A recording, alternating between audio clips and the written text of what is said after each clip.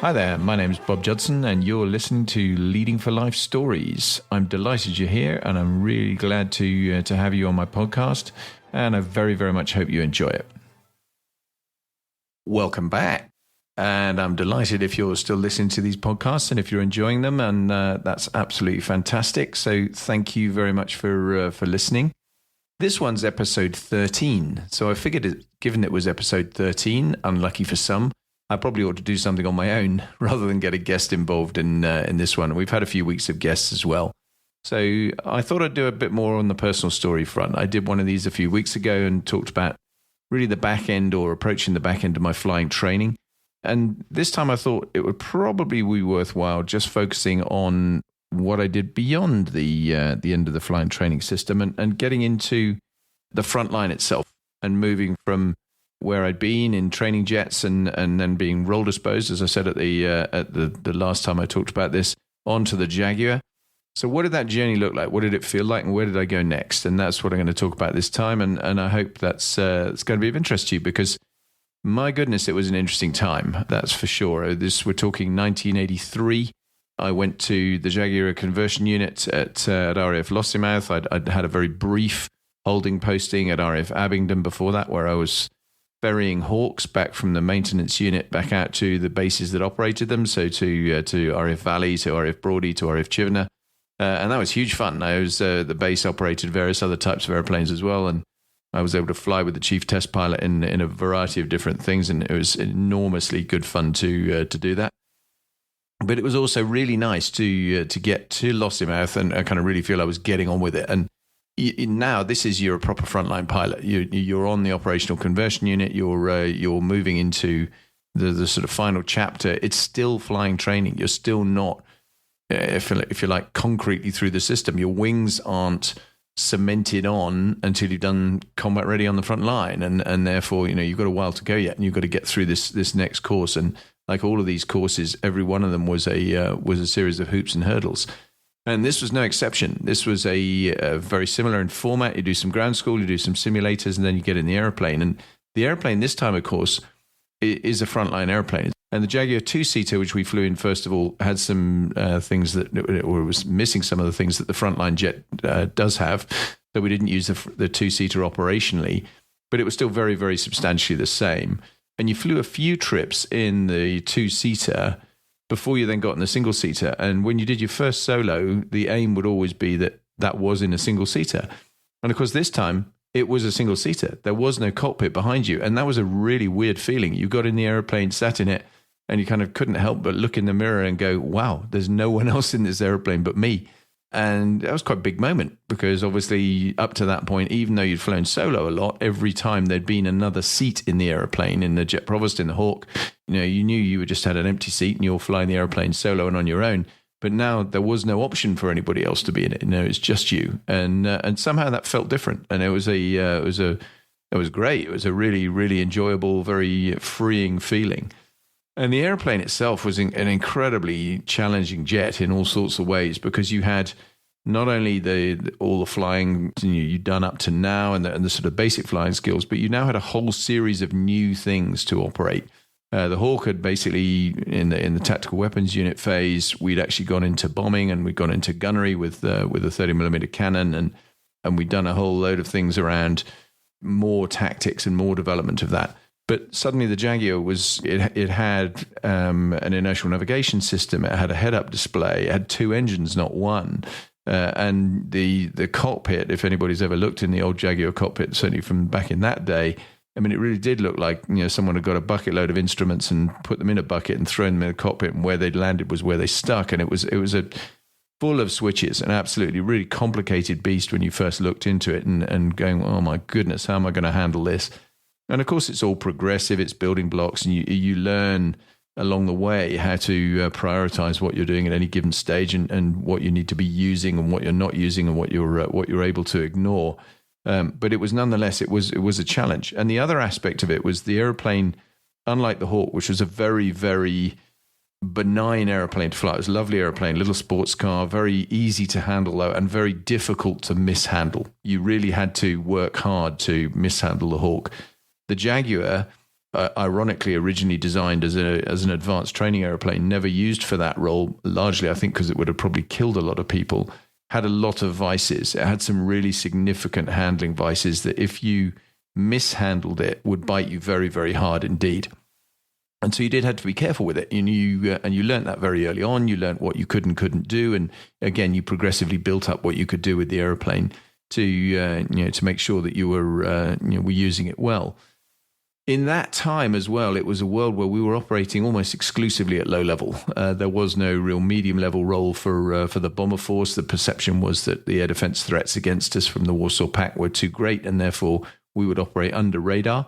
And so everything that you did in terms of the tactical employment of the airplane was all at low level. And low level meant 250 feet above the ground, so less than 100 yards for all the kind of flying we were doing at that stage. On the Squadron, it gets lower still. But that was really low. And you're up at Lossiemouth, northern Scotland. You've got access to some absolutely magnificent flying country that was just amazing. It was a really, really great place to learn to fly and operate an airplane like the Jaguar, which was satisfying, challenging, rewarding, all those kind of words. It was just a complicated time, hugely good fun time, great bunch of course mates. And exhilarating to be in a position where you're just that one step removed from getting out to the front line. And in those days as well, we had the Jaguar was a big part of the RAF's front line. We had 4 squadrons at RAF Brüggen in Germany, 1 squadron at RAF Larbert, which was a reconnaissance squadron, and another 3 squadrons back in the UK at RAF Coltershall. And there were differences between those. The Coltershall squadrons.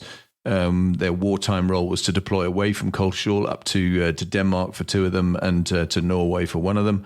The Germany squadron stayed where they were based and would basically be part of very much the front line of the defence of in the event of any kind of Warsaw Pact invasion. And so you I guess when you're going through the OCU, you didn't think too hard about which squadron you were going to go to, but the Germany squadrons were different too in that they had the nuclear strike role. And that meant you were actually flying or preparing to fly with nuclear weapons. We don't do that anymore. We stopped putting nuclear weapons on airplanes a good many years ago now, and our only nuclear deterrent in the UK is submarine based. But then it was a very big part of what we actually did. And we were also in the sort of mid 80s there in the transition to the Tornado, and the Tornado was replacing the Jaguar along with the Buccaneer. In all its roles. And so the Jaguar force in Germany in particular was on the way out. Even when I was on the OCU, it was the Tornado was about to come in, and we knew that those squadrons had a limited amount of life left. So when it got to the end of the course, I was posted to Germany to RAF Brüggen, and fully expected, not least because everyone was telling me that I'd actually spend a short bit of time on the Jaguar and then I'd probably end up transitioning to the Tornado, which didn't fill me with joy because I loved flying the Jaguar and I really was not looking forward to the switch. But it was kind of, that was the way it was going to be, and sort of I just accepted it. In reality, of course, I never flew the Tornado. I never even flew in a Tornado in my entire RAF career. But that's another story, and I'll get back to that on a little bit later. I went out to RAF Brüggen in early 1984. I think I mentioned it in one of my previous podcasts. It was a little bit before I was 22, so I was still a 21-year-old when I arrived on the front line. And immediately you were struck by the real difference of being out in Germany on the front line of the Air Force at a time when it was still very much Cold War days. And it seems odd now when you look back at the Cold War and what it was, particularly for people who didn't live through it, don't remember it. But it was really a very, very real thing. The Warsaw Pact was big, powerful, and threatening from our point of view. There was a real worry that there was actually going to be the real potential for a Warsaw Pact invasion into the West. And Germany would have been the absolute front line of that. Because that was obviously where the border was, and you had the division straight down Germany between West and East. And one of the things when you arrived at Brüggen very quickly was you went off and did a trip to the front line to go and see what the wall or the border actually looked like. It wasn't the Berlin Wall; it was the inner German border, which was fenced. and you got in a helicopter, having had a series of briefs, and you flew up and down that border, and you looked at the array of defenses that were there, actually to keep the East German population in East Germany rather than us out of East Germany, which was fairly extraordinary. And there was obviously a real fear that people were going to flee to the west and escape the Warsaw Pact. And ultimately, wind the clock forward a bit, that's obviously what happened. But it was really acute to feel that kind of genuine risk, genuine threat. And we got airborne in a Puma to fly up the border. And within about less than 5 minutes, there was an East German Air Force Hind helicopter, an attack helicopter, shadowing us up the border as we flew up, and you're kind of looking at the whites of their eyes almost across the border as we did that. And so you knew very quickly it was very real. And other things that made it very real were the bases were very much buried into the local firmament. They were camouflaged extensively. They were cut out of woodlands and dispersed aeroplanes. So you had hardened aircraft shelter sites spread away from the runway. They were no road signs to find your way there. So on the first day when you were trying to find the base, you needed some pretty good directions in order to get there. Pre-GPS, don't forget, in those days, and that really made it all feel pretty tense a lot of the time. And only a few months, I think, before I got there, there'd been a big sign up at as you drove into RAF Brüggen that said the job of this station in peace is to train for war. And again, just brought it home to you that was a pretty real thing. 17 Squadron itself was one of 4 Jaguar squadrons there. The other ones being 14 Squadron, 31 Squadron, and 20 Squadron.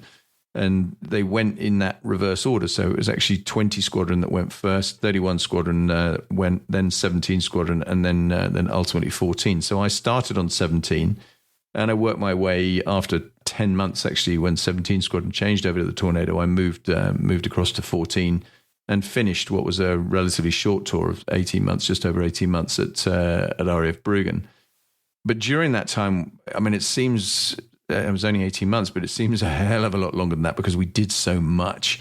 And the first thing you did if you were going to one of those squadrons was you worked up to be in the nuclear role. And the reason you did that was because we did nuclear QRA. We sat on quick reaction alert, so on 15 minutes notice to get airborne and launch with an atomic bomb on the bottom of the airplane to go against some predefined targets that we had in response. And obviously that would have been the immediate potential response to any kind of nuclear attack against the West.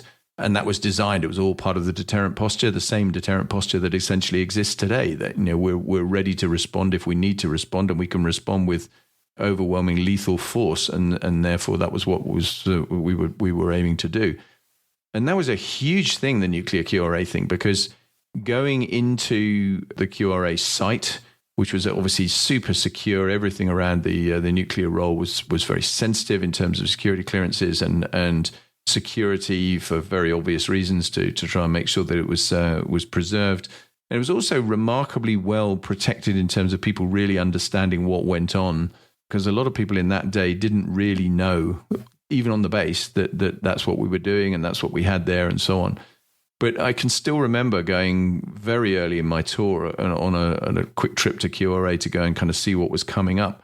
And you walk in and go through all the security checks and go and have a look at where the pilots lived and the engineers lived, obviously on site as well. We all had to be there, and you did 24 hours behind the wire, and you were very much locked into the site, and then went to go and have a look at your airplane. You had one airplane per hardened aircraft shelter.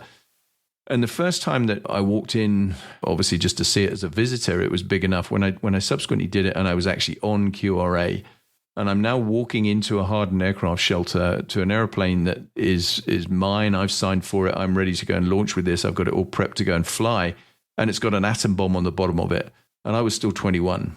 And that was amazing. I mean, it was absolutely amazing that, in terms of a sense of responsibility and a real feeling of, oh my goodness, this is properly real.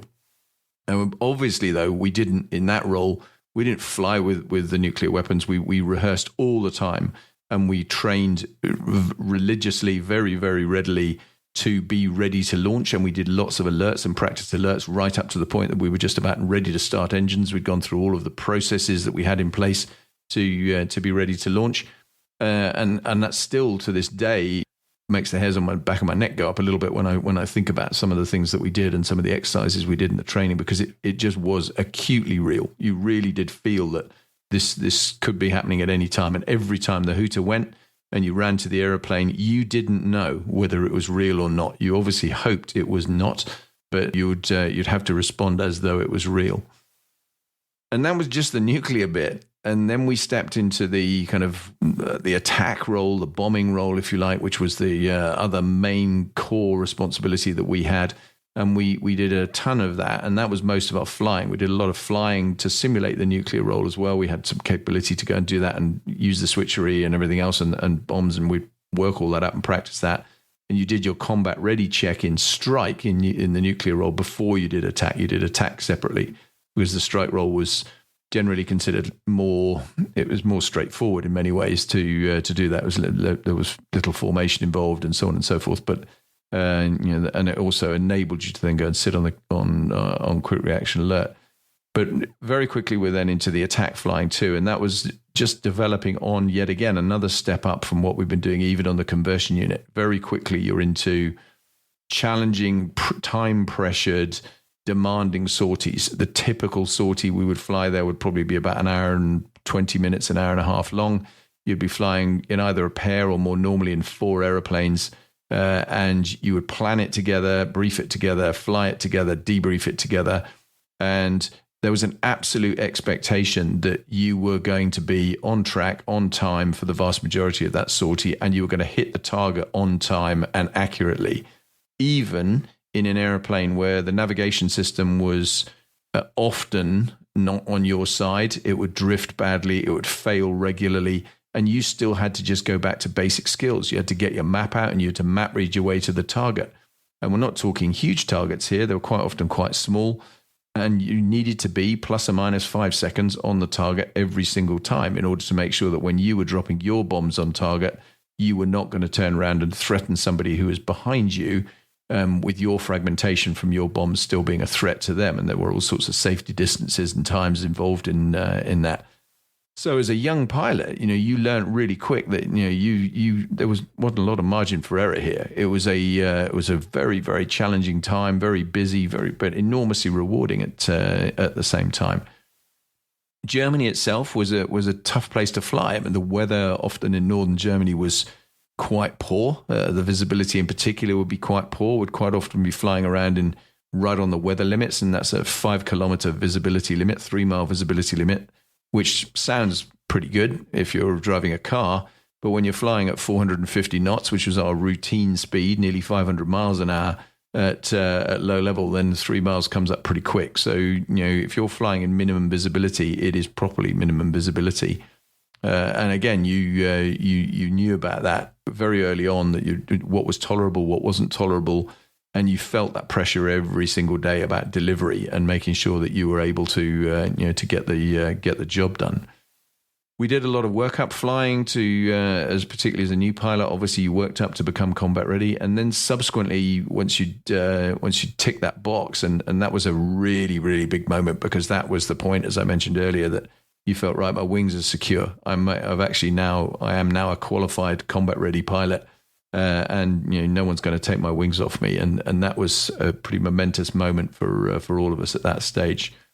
But along the way to even getting to combat ready, but certainly once you were combat ready and you would have actually gone on wartime missions, we did lots and lots of exercises. We did huge amounts of training as a squadron, as a wing. So with 4 squadrons involved and wider, so right across the the whole of the Air Force structure in North and Southern Germany, with exercises of varying size and scale. And those were everything from generate readiness, so actually prove very quickly the hooter would go, the alert would be called in, usually in the middle of the night or the early hours of the morning, often. And we all had to respond, and it was timed. The emphasis was on getting into the squadron, getting the people in, and also then getting the airplanes prepared to go and fly on wartime missions. And we were evaluated on this. There was a process called TACEVAL, tactical evaluation, which is a NATO term. And we used to do that very, very regularly to basically be as ready as we could be. And we prided ourselves on being brilliant at this. And we were absolutely at the top of our game, I think. And the squadrons were ferociously competitive a bit with each other, but certainly from a station point of view, it was a really important facet of what we did, was making sure we were at the absolute top of our game and able to deliver. And as well as those readiness exercises, pretty much once a month, you'd do a longer thing. So you do an exercise that would usually last anything up to and including 5 days. And that would always be a progressive build-up. It would start, the threat scenario would always start with a Warsaw Pact incursion in some way, shape or form into the West, with us building up through a series of attack missions that we were doing that would be typically what we'd do, to then potentially getting into the use of nuclear weapons further on, and ultimately ending up with a kind of Armageddon scenario at the end. And it was always done that way because you knew that was the kind of the scenario that would probably have unfolded had we ended up in a full-on war with the Warsaw Pact. And so it was a well-trodden path and a well-drilled path that we were very good at. We were very, very good at it. And the flying there was incredibly realistic, because even flying around West Germany, every time you did a target and you were flying against something that you wanted to go and simulate as a target, we would pick military targets. And there was no difficulty with that because there was a huge amount of military equipment in West Germany at that stage. Everywhere you looked, there was a barracks, or there was an air defense missile site that you could go and use as a target, and obviously lots of airfields as well, which would go and do as well, and would regularly go and use other airfields as targets, and just as other people would do that to us too. And I mean, I can still vividly remember how satisfying that was, that whole, as a starter of your flying career, operational flying career. That was just such a mega time for me. I mean, I really loved it in terms of the culmination of all of the stuff that had gone on in the previous 3.5 years, all that pressure, all that effort, to get to a point where once the combat ready tick was done and your badge was on your arm as you got your squadron patch stuck on your arm when you were combat ready, and that just meant so much that you'd finished what was such a protracted, long, drawn out process.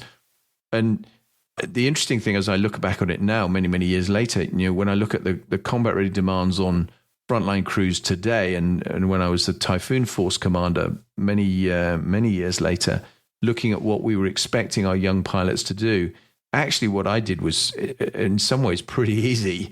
We were flying all low level, with a limited amount of weapons and a limited amount of variation in the tactics we were going to employ and the style of things we were doing. Whereas now, the complexity for a young Typhoon pilot in terms of the roles they're doing, not only are they doing the ground attack role, they're doing the air defense role as well. So they're fighting other airplanes as well as dropping bombs on things. And also they're doing it with a multitude of different weapons. They're doing it predominantly from medium level with very sophisticated sensors, with a radar, with all sorts of other things that I never had to deal with. And so I have immense admiration for those that are doing the same job today, which is incredibly demanding.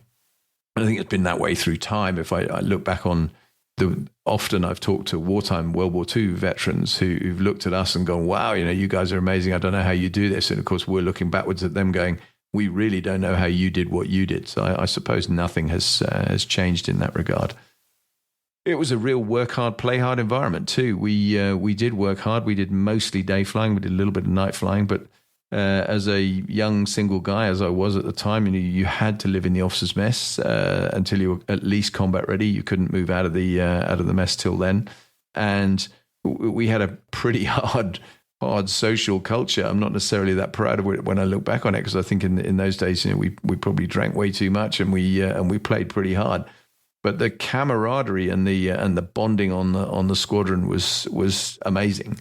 And interestingly, when I read, Guy Gibson wrote a very good book while he was still alive. He wrote a book called Enemy Coast Ahead that I'd recommend to anybody. And it's really interesting when you read that and you talk about the kind of mess camaraderie that existed at the time for them building up in the Dams raid time for 617 Squadron. And actually, so much of that is so familiar to me from what we did in those days in Germany, and the really close-knit, tight group of people that we had, and the amazing challenges that we all faced, because it was just an immensely rewarding time, and a capstone really on so much that it was just fun. It was really fun, but it wasn't without pressure. It wasn't without risk. We had all too regularly accidents and flying accidents, not necessarily on the squadrons I was on, but across the force, where would lose airplanes most of the time without losing the pilot, but not sometimes we lost the pilots as well, and that was obviously a double tragedy. And just the constant pressure was always there. And I can vividly remember when I was doing, it was actually my own strike combat ready check. So I'm now going to do my first combat ready check when I'm on 17 Squadron. I'm being chased by my boss. So he's flying in another airplane following me.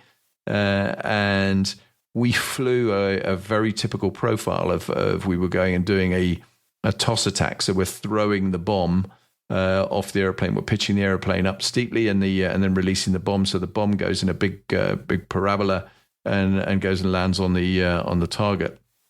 And then we turn away to escape safely away from the bomb blast. And as we did that, there's a very specific maneuver that we did to do a toss recovery maneuver from quite a steep attitude. And I popped up above the haze layer in the cloud. And I suddenly, as I started descending again, I realized, okay, well, I can't really see the ground at the moment, but I know I'm going to be able to see that shortly. It's fine. I've just come up from that. It's going to be all right.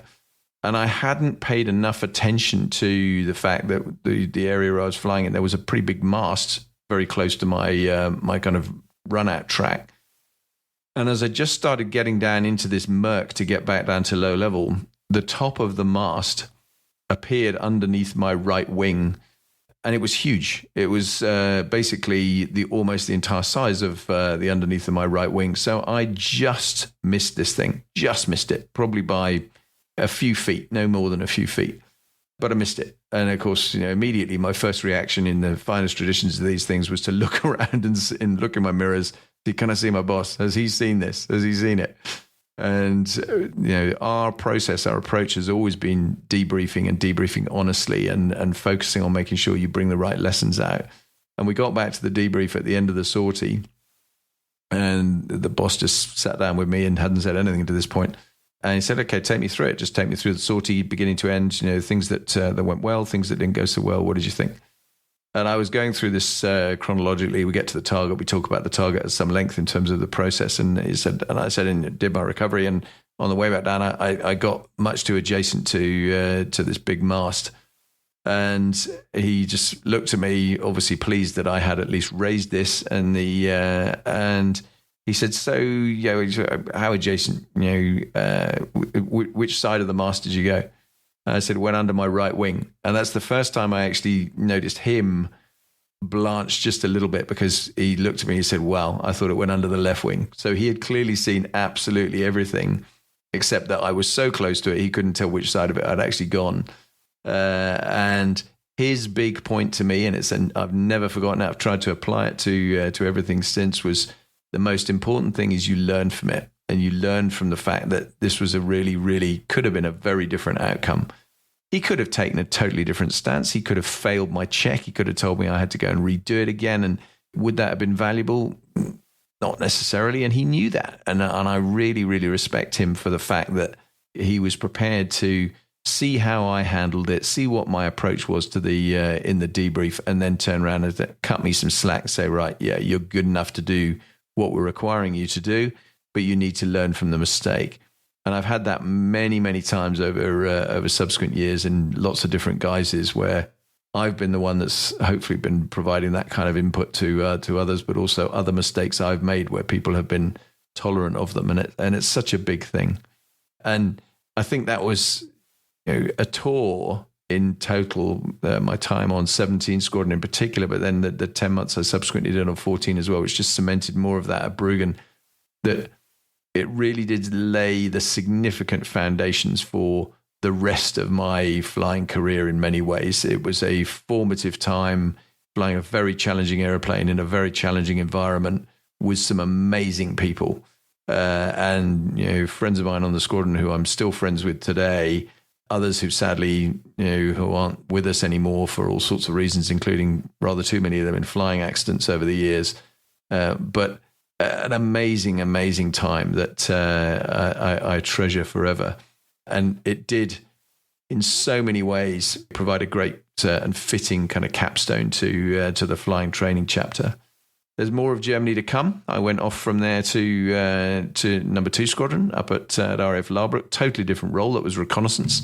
And I'll come back to that and talk about that on another one of these personal stories episodes. But I hope that's interesting. I don't think there are too many huge takeaways for you in today's episode, but with a bit of luck, then some of that will resonate with you, those of you that know a little bit about the military world, particularly from that kind of time. And for those of you that don't, then I hope it was interesting and enjoyable to listen to. Thank you very much indeed, as ever, for listening to this. If you've got this far, I'm very grateful. If you subscribe, if you haven't already, and give me some kind of review, that would be even better, and I'll appreciate that enormously. And I'll see you again next time. Thanks very much. Bye-bye.